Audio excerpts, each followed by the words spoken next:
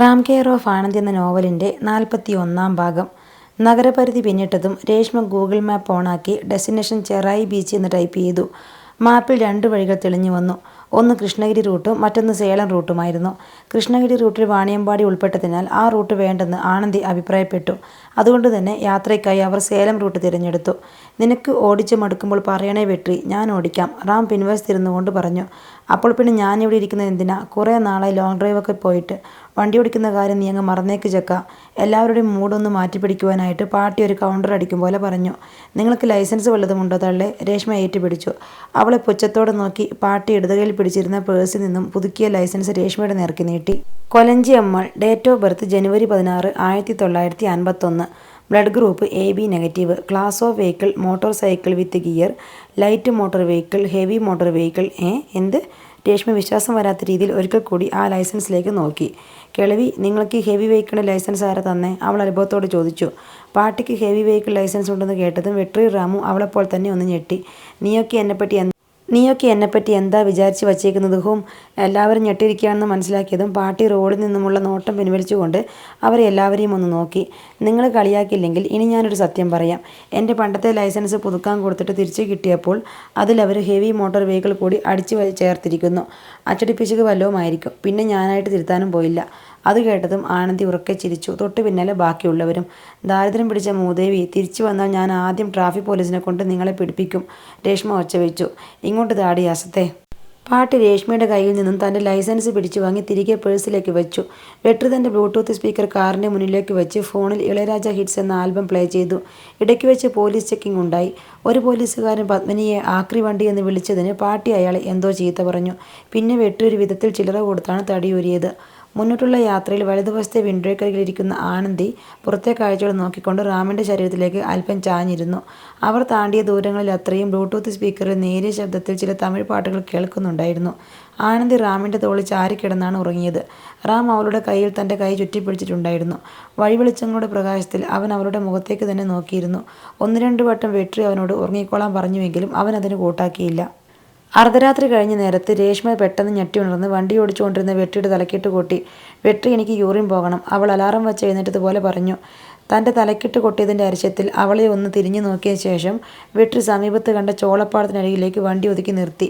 രേഷ്മ ചോളപ്പാടത്തിലേക്കും വെട്രിയിലേക്കും മാറി മാറി നോക്കി. "ഇവിടെ നിൻ്റെ മറ്റവളെ കൊണ്ടിരുത്തിയാൽ മതിയടാ. മര്യാദയ്ക്ക് ഏതെങ്കിലും പബ്ലിക് ടോയ്ലറ്റിലോട്ട് വണ്ടി വിട്," അവൾ ഒച്ച വെച്ചു. അല്പദൂരം ചെന്നതും ഒരു പഞ്ചാബി ധാബ കണ്ട് അവൻ അവിടേക്ക് വണ്ടി ഒതുക്കി. വെട്രി എന്തെങ്കിലും പറയുന്നതിന് മുൻപേ തന്നെ രേഷ്മ വണ്ടിയിൽ നിന്നും പുറത്തേക്ക് ഇറങ്ങി. ടോയ്ലറ്റെന്ന് എഴുതി വച്ചിരിക്കുന്ന ഭാഗത്തേക്ക് ധൃതിയിൽ നടന്നുപോയി. ഒരു തുണ പോലെ രേഷ്മയുടെ പിന്നാലെ വെട്രിയും കാറിൽ നിന്നും ഇറങ്ങി പുറത്തേക്ക് പോയി. മുൻസീറ്റിൽ പാട്ടി നല്ല ഉറക്കത്തിലായിരുന്നു. "റാം." ആനന്ദിയുടെ വിളി കേട്ടപ്പോൾ റാം തൻ്റെ തോളിൽ ചാരിക്കിടക്കുന്ന അവളുടെ മുഖത്തേക്ക് നോക്കി. പക്ഷേ അവൾ കണ്ണുകൾ അടച്ചു തന്നെ പിടിച്ചിരിക്കുകയായിരുന്നു. "എന്തോ?" അവൻ വിളി കേട്ടു. "റാം," അവൾ വീണ്ടും വിളിച്ചു. എന്തേ? ഞാനൊരു കാര്യം ചോദിച്ചാൽ നീ സത്യം പറയുമോ?" "നീ ചോദിക്ക്." അവൾ കണ്ണുകൾ തുറന്ന് അവൻ്റെ മുഖത്തേക്ക് ഉറ്റുനോക്കി. "എൻ്റെ കഥകളൊക്കെ അറിഞ്ഞിട്ടും ഞാൻ നിന്നിൽ നിന്നും എന്നേക്കുമായി പോവുകയാണെന്നറിഞ്ഞിട്ടും ഇപ്പോഴും നീ എന്നെ ഇങ്ങനെ ചേർത്ത് പിടിച്ചിരിക്കുന്നത് എന്തിനാണെന്ന് എനിക്ക് മനസ്സിലാവുന്നില്ല." ആനന്ദിയുടെ ചോദ്യം കേട്ട് അവനൊന്ന് ചിരിച്ചു. ശേഷം അവളുടെ കണ്ണുകളിലേക്ക് നോക്കി. "ആനന്ദി, കേൾക്കുമ്പോൾ നിനക്ക് വിചിത്രമായി തോന്നിയാലും ഞാനൊരു കഥ പറയാം. ഞങ്ങളുടെ വീട്ടിലെ കുളത്തിൽ പണ്ട് മത്സ്യകൃഷി ഉണ്ടായിരുന്നു. കരിമീനാണ് കൃഷി ചെയ്യുന്നത്.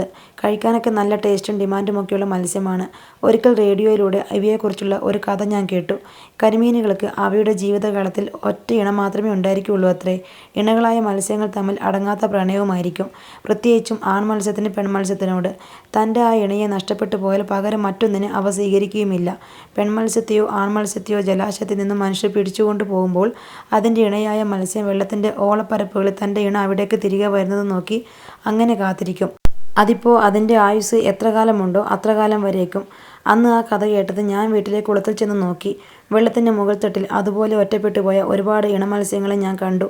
അന്നു മുതൽ ഞാൻ അവയെ കഴിക്കാറില്ല. ഒരുപാട് നിർബന്ധിച്ച് വീട്ടിലെ കരിമീനിൻ്റെ വിൽപ്പന നിർത്തിക്കുകയും ചെയ്തു. ചെന്നൈ അതുപോലൊരു കുളമാണ് ആനന്ദി. ഞാൻ അതിലെ ഒരു കരിമീനും." നിറകണ്ണുകളോടെ ആനന്ദി റാമിനെ നോക്കി. "നിന്നോട് എനിക്ക് കുറച്ച് കാര്യങ്ങൾ പറയുവാനുണ്ട് റാം," അവൾ അവൻ്റെ കൈവെളിയിൽ അമർത്തിക്കൊണ്ട് പറഞ്ഞു. പക്ഷേ അപ്പോഴേക്കും രേഷ്മയുടെയും വെട്രിയുടെയും ശബ്ദം കേട്ട് റാം പുറത്തേക്ക് നോക്കി. തൊട്ടടുത്ത് പിച്ചനൂർ എന്ന സ്ഥലത്ത് ഒരു ചെക്കിംഗ് കൂടിയുണ്ടെന്ന് ദാബക്കാർ പറയുന്നു. തമിഴ്നാട് കേരള ബോർഡർ ആയതുകൊണ്ട് അവിടെ ചില്ലറയൊന്നും കൊടുത്താൽ അവന്മാർ വിടില്ലെന്ന്. 500 കൊടുക്കേണ്ടി വരും. വെട്രി കാറിൻ്റെ പിൻവശത്തേക്ക് കുനിഞ്ഞുകൊണ്ട് പറഞ്ഞു. മുൻസീറ്റിൽ ഇരുന്നിരുന്ന പാട്ടി അവൻ്റെ ശബ്ദം കേട്ട് കണ്ണു തുറന്ന് നോക്കി. എന്താ, എന്തു പറ്റി? അയ്യോ ഒന്നുമില്ലേ. പാട്ടി ഒരു കാര്യം ചെയ്തേ, ഇറങ്ങി പിന്നിലോട്ടിരിക്കുക. ഇനി റാമാണ് വണ്ടി ഓടിക്കാൻ പോകുന്നത്. ചെക്കിങ്ങുള്ള സ്ഥിതിക്ക് നിങ്ങളെ മുന്നിലിരുത്തിയാലും ശരിയാകില്ല. അവിടെ എത്തും വരെ നിങ്ങളിനി സൈലന്റ് മോഡാണ്, കേട്ടല്ലോ. ഇങ്ങോട്ടിറങ്ങ. വെട്രി പാട്ടിക്ക് ഡോർ തുറന്നു കൊടുത്തുകൊണ്ട് പറഞ്ഞു. ആനന്ദിയുടെ അരികിൽ നിന്ന് മാറിയിരിക്കേണ്ടി വരുന്ന നിരാശയോടെ റാം പിൻവശത്തെ ഡോർ തുറന്ന് ഡ്രൈവിംഗ് സീറ്റിലേക്ക് കയറി. പാലക്കാട്ടേക്ക് കടന്നു കഴിഞ്ഞാൽ പിന്നെ പോലീസുകാരെ പേടിക്കാനില്ലെന്ന് റാമിന് ഉറപ്പുണ്ടായിരുന്നു. എങ്കിലും എറണാകുളം തൃശൂർ ബോർഡറിലുള്ള മുനമ്പത്തും ചെറായിലുമെല്ലാം പണ്ടൊരിക്കൽ പോയതല്ലാതെ ആ സ്ഥലങ്ങളെപ്പറ്റി അവന് യാതൊരു അറിവുമുണ്ടായിരുന്നില്ല. ഗൂഗിൾ മാപ്പ് അവർക്ക് കൃത്യമായി ചെറായിലേക്കുള്ള വഴി പറഞ്ഞു കൊടുത്തുകൊണ്ടിരുന്നു. ജനുവരി മാസത്തിൻ്റെ തുടക്കമായതിനാൽ റോഡിലാകെ നേർത്ത മൂടൽമഞ്ഞുണ്ടായിരുന്നു. അവർ കൊടുങ്ങല്ലൂരെത്തിയപ്പോൾ ആനന്ദിയുടെ ഫോണിലേക്ക് എവിടെ എത്തിയെന്ന് അന്വേഷിച്ച് അമൃതാസ് വിളിച്ചു. ചെറായിയിൽ എത്തിക്കഴിഞ്ഞാൽ ബോട്ടുകാരെ വിളിക്കാനുള്ള നമ്പറിൽ ചെറിയ മാറ്റമുണ്ടെന്ന് പറഞ്ഞ് അയാൾ മറ്റൊരു നമ്പർ നൽകി. ആ നമ്പറിൽ വിളിക്കുമ്പോഴുള്ള കോഡ് 34 ആണെന്ന് അമൃതാസ് അവളെ ഓർമ്മിപ്പിച്ചു. ഗൂഗിൾ മാപ്പിൽ ചെറായി ബീച്ചിലേക്ക് എത്താൻ ഇനി 30 മിനിറ്റുകൾ കൂടിയെന്ന് വിളിച്ചു പറഞ്ഞു. ആനന്ദി ഇല്ലാതെയായിരിക്കും ചെന്നൈയിലേക്ക് മടങ്ങേണ്ടി വരികയെന്ന ദുഃഖസത്യം ആ യാത്രയിൽ ആരും ഓർത്തതേയില്ലായിരുന്നു. ചെറായി ബീച്ചിലേക്ക് അടുക്കവേ സങ്കടം വൻതിരിയായി എല്ലാവരെയും ഒരുപോലെ വിഴുങ്ങി. പാട്ടി, ഇടയ്ക്ക് എനിക്ക് കുറച്ച് സ്വീറ്റ്സൊക്കെ ഉണ്ടാക്കി അയച്ചു തരില്ലേ? പാട്ടിയുടെ മുഖമാകെ വല്ലാതിരിക്കുന്നത് കണ്ടപ്പോൾ അവരുടെ മടിയിലേക്ക് കിടന്നുകൊണ്ട് ആനന്ദി ചോദിച്ചു. നിനക്ക് പോണോ മോളെ? പാട്ടി അങ്ങനെ ചോദിച്ചപ്പോൾ പെട്ടെന്ന് അവൾ അവരുടെ വാ പൊത്തിപ്പിടിച്ചു. വെട്രി പറഞ്ഞതുപോലെ നിങ്ങൾ സൈലന്റ് മോഡേ ഇരിക്കുന്നതാണ് നല്ലത്. ഉള്ളിലില്ലാത്തൊരു ചിരി ചിരിച്ചുകൊണ്ട് അവരുടെ മടിയിൽ നിന്നും അവൾ എഴുന്നേറ്റിരുന്നു. ഗൂഗിൾ മാപ്പിലെ സ്ത്രീ ശബ്ദം ഇടത്തേക്കും വലത്തേക്കും തിരിയാൻ പറയുന്നതനുസരിച്ച് റാം പത്മിനിയെ ഇടത്തേക്കും വലത്തേക്കും ദിശ മാറ്റി ഓടിച്ചു. എത്തിയാലുടൻ വിളിക്കുമോ? രേഷ്മ ആനന്ദിയുടെ കയ്യിൽ മുറുകെ പിടിച്ചു. ഒന്ന് പോടി ലൂസേ, ഞാനെന്താ ജോലി കിട്ടി ഫോറിൻ പോകുവാണോ എത്തിയാലുടനെ വിളിക്കാനൊക്കെ? ആനന്ദി രേഷ്മയുടെ കവളിൽ പിടിച്ചൊന്ന് അമർത്തിക്കൊണ്ട് പറഞ്ഞു. അപ്പോഴേക്കും അവർ ചെറായി ബീച്ചിലേക്ക് അടുത്തു. പ്രഭാതത്തിൽ ആളുകൾ വ്യായാമം ചെയ്യുകയും നടക്കുകയും ഒക്കെ ചെയ്യുന്നുണ്ടായിരുന്നു. ബീച്ചിനോട് ചേർന്ന് ഫ്ലോർ ടൈൽസ് ഇട്ട് നീളത്തിൽ നടപ്പാതെ ഒരുക്കിയിരിക്കുന്ന ഭാഗത്തിൻ്റെ പരിസരത്തേക്ക് വണ്ടി ഒതുക്കിക്കൊണ്ട് റാം ആനന്ദിയെ തിരിഞ്ഞു നോക്കി. ഉറപ്പായി നിനക്ക് പോണോ ആനന്ദി? തകർന്ന മനസ്സോടെ റാം ചോദിച്ചു. ഇതെന്താണ് നിങ്ങളെല്ലാവരും കൂടി ഇങ്ങനെയൊക്കെ പറയുന്നേ? എൻ്റെ കാര്യമൊക്കെ ഞാൻ പറഞ്ഞതല്ലേ. നിങ്ങളെല്ലാവരും ഒരു കാര്യം ചെയ്യ്, ഞാൻ പോകും വരെ സൈലന്റ് മോഡായിക്കോ, അതാണ് നല്ലത്. അവളുടേതല്ലാത്തൊരു ചിരിയോടെ അവൾ തൻ്റെ ഫോൺ എടുത്ത് അമൃതാസ് കൊടുത്ത മൊബൈൽ നമ്പർ ഡയൽ ചെയ്തു. നിങ്ങളാരും മിണ്ടരുതേ, ഞാൻ അവരെ വിളിക്കുവാണേ, അവളൊരു മുന്നറിയിപ്പ് കൊടുക്കും പോലെ പറഞ്ഞു. അത് കേട്ടതും അവർ 4 പേരും നിരാശയോടെ പരസ്പരം നോക്കി. ആനന്ദ് ഡയൽ ചെയ്ത നമ്പറിൽ 5 ബെല്ലുകൾ കഴിഞ്ഞതും മറുവശത്ത് നിന്നും പരുക്കമുള്ള ഒരു പുരുഷ ശബ്ദം കേട്ടു. ഹലോ അണ്ണ, ഞാൻ 34 സംസാരിക്കുന്നത്. ഞാൻ ഇവിടെ പറഞ്ഞ സ്ഥലത്തെത്തിയിട്ടുണ്ട്. 34? ഒരു സെക്കൻഡേ. ആ, ദാസിൻ്റെ കെയർ ഓഫ് അല്ലേ? അയാൾ എവിടെയോ നോക്കിയെടുത്തതുപോലെ ചോദിച്ചു. അമൃതാസിനെ അവർ അങ്ങനെയാവും വിളിക്കുകയെന്ന് ആനന്ദ് ഊഹിച്ചു. അതെ, ദാസിൻ്റെ കെയർ ഓഫ് ആണ്. കുട്ടി ട്രെയിനല്ലേ വന്നത്? അതെ. ഇവിടേക്കോ? ഒരു ഓട്ടോ പിടിച്ചു.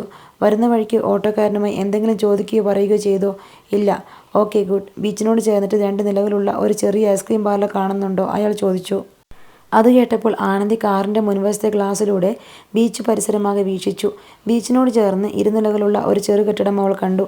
അതിൻ്റെ മുകളിലത്തെ നിലയിൽ ഐസ്ക്രീം പാർലർ എന്ന ബോർഡ് വച്ചിട്ടുണ്ടായിരുന്നു. യെസ്, ഒരു ഐസ്ക്രീം പാർലർ കാണുന്നുണ്ട്. ശരി, അതിൻ്റെ സമീപത്ത് കടൽ കാണണമെന്ന രീതിയിൽ നിന്നോളൂ. 10 മിനിറ്റകം ആരോൺ എന്നു പേരുള്ള ഒരു ഓട്ടോറിക്ഷ വരും. അതിലേക്ക് കയറിക്കോ. പിന്നെ ഇവിടെ വരെ എത്തിയ സ്ഥിതിക്ക് ഇനി മൊബൈൽ ഫോൺ അങ്ങ് സ്വിച്ച് ഓഫ് ചെയ്തേക്ക്. ഉടനെ തന്നെ നമുക്ക് നേരിൽ കാണാം. നിയമവിരുദ്ധമായുള്ള രഹസ്യയാത്രയായതിനാൽ ഒരു കാരണവശാലും യാത്രാ വിവരങ്ങൾ മറ്റാരോടും പങ്കുവയ്ക്കരുതെന്ന് ആനന്ദിക്ക് അമൃതാസിൽ നിന്നും കർശനമായ നിർദ്ദേശമുണ്ടായിരുന്നു. കാരണം എവിടെയെങ്കിലും ഒരു പാളിച്ച സംഭവിച്ചാൽ അത് ആ ബോട്ടിലെ മുഴുവൻ സഞ്ചാരികളെയും ബാധിക്കുന്ന ഒരു വിഷയമായിരുന്നു. 10 മിനിറ്റിനകം എന്നെ കൂട്ടാൻ അവരുടെ ആളുകൾ വരും. തനിച്ച് ഇവിടെ വരെ വന്നെന്നാണ് ഞാൻ പറഞ്ഞിരിക്കുന്നത്. എന്നെയും നിങ്ങളെയും ഒരുമിച്ച് കണ്ടാൽ അത് കുഴപ്പമാകും. അപ്പോൾ യാത്രയൊന്നും പറയാൻ നിൽക്കുന്നില്ല, പോട്ടെ. പെട്ടെന്ന് അവൾ അങ്ങനെ പറഞ്ഞപ്പോൾ അവർ 4 പേരുടെയും മുഖമാകെ മാറി. അല്ല, എന്തിനാ ഇത്ര ധൃതി? നമുക്ക് ഒന്നിച്ചൊരു ചായയൊക്കെ കുടിച്ചിട്ട് പിരിഞ്ഞാൽ പോരെ? പാട്ടി വെപ്രാളത്തോട് ചോദിച്ചു. പാട്ടി, എൻ്റെ കഥയ്ക്ക് അങ്ങനെ ഒരു ഫുൾ സ്റ്റോപ്പൊക്കെ ഇട്ടിട്ട് പോയാൽ ഭയങ്കര ബോറല്ലേ? ചായ കൂടി ഇനി കാണുമ്പോഴാകാം. വാക്കില്ലാത്ത ഒരാളെ പോലെ പാട്ടി വിങ്ങി. സത്യമായിട്ട് നീ പോകുവാണോ? കരയാൻ പോകുന്നത് പോലെ പാട്ടി വീണ്ടും ചോദിച്ചു. ആനന്ദി കൈയാൽ പാട്ടിയുടെ തലയിൽ ബലമായി പിടിച്ച് നെറ്റിയിൽ അമർത്തി ചുംബിച്ചു. പാട്ടിക്ക് അന്നുവരെ ലഭിച്ചിട്ടുള്ള ചുംബനങ്ങളിൽ ഏറ്റവും കഠിനമായ ഒന്നായിരുന്നു അത്. അവൾ രേഷ്മയോടും അതുപോലെ തന്നെ ചെയ്തു. ശേഷം മുൻസീറ്റിൽ ഇരുന്നിരുന്ന വെട്രിയുടെ തലമുടിയിൽ കൈകൊണ്ട് ഒന്ന് ചികഞ്ഞു. പോട്ടയുടെ ആങ്ങളെ. വെട്രി അവളെ നോക്കാതെ ദൂരെ കടലിനെ നോക്കി. അവൻ്റെ കണ്ണുകൾ നിറഞ്ഞിരുന്നു. ഡ്രൈവിംഗ് സീറ്റിൽ തലകുനിച്ചിരിക്കുകയായിരുന്നു റാം. ഓയ് റാം, ആനന്ദി വിളിച്ചത് അവൻ കേട്ടില്ല. റാം, റാം. അവൻ തിരിഞ്ഞു നോക്കാതെ മൂളി. ഒന്നിങ്ങ് നോക്കിക്കേ. എന്തിനാണ്? ഒന്ന് നോക്കുന്നേ.